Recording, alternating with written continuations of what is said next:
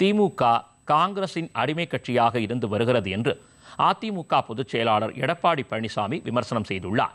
தேசிய ஜனநாயக கூட்டணி வேட்பாளர்களுக்கு ஆதரவாக இன்று காஞ்சிபுரம், திருவள்ளூர் மாவட்டங்களில் அவர் பிரச்சாரம் செய்கிறார். காஞ்சிபுரத்தில் நடந்த பொதுக்கூட்டத்தில் பங்கேற்று பேசிய எடப்பாடி பழனிசாமி, திமுக கூட்டணி குழப்பமான கூட்டணி என்றார். காங்கிரஸ் கட்சியின் அடிமையாக திமுக இருப்பதாக விமர்சனம் செய்த அவர், அஇஅதிமுகவின் வெற்றி ஜெட் வேகத்தில் செல்வதாகவும் கூறினார்.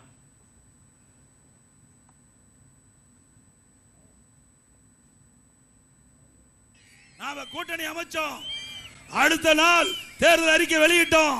அதுக்கு அடுத்த நாள் முதல் வேட்பாளர் பட்டியல் அறிவிக்கப்பட்டது.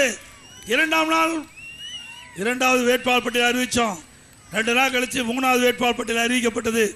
ஆக அதிமுகவை பொறுத்த வரைக்கும் நம்பர் 1 இந்த தேர்தல்.